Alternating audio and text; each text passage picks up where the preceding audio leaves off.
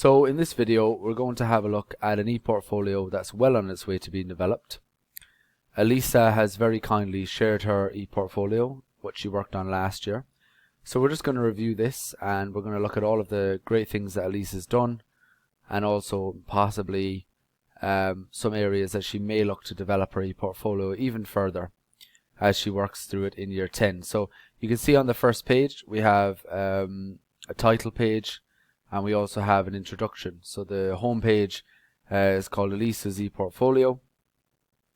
Not a bad title. Could this possibly be developed and changed into something else? I don't know. Have a think about that one. What would you like to see as an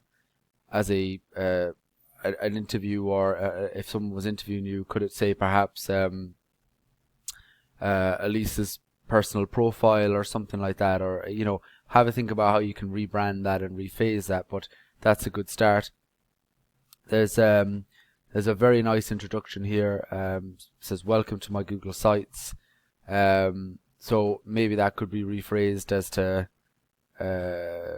about me, just giving a bit of an introduction to who you are, and what you're doing, what your likes and interests are. But it's a good solid first page.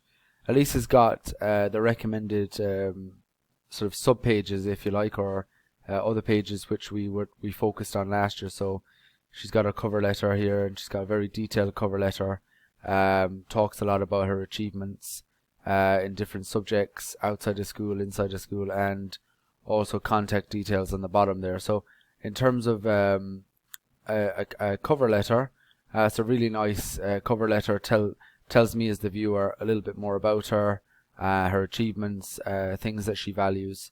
And then in terms of, I suppose, qualifications, certificates, all that kind of stuff, you click on the CV. Now I've not got permission to view that, so that might just be something which needs to be changed in the settings. So we can get an idea of what we need to include there in a CV, any qualifications, any certificates that you've achieved, things that you're proud of, and some referees as well, some people that you can reference that other than your parents, that can say that you're a good person and your word is to be trusted and all that kind of thing.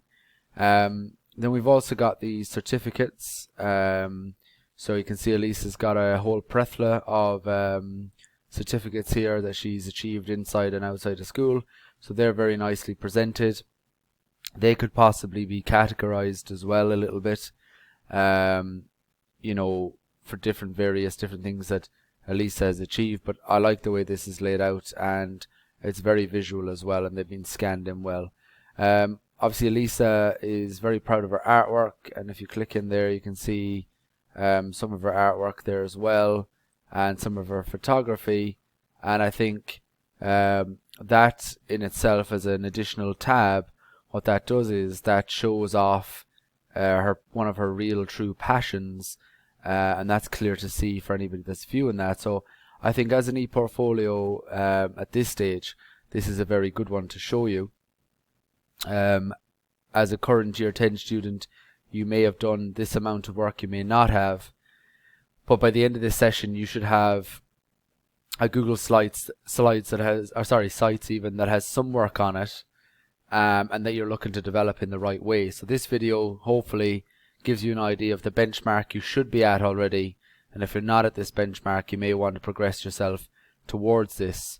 And there will be a second video on this presentation which focuses more on other aspects of school life and things outside of school that you may want to work on. So hopefully you found this little tutorial helpful.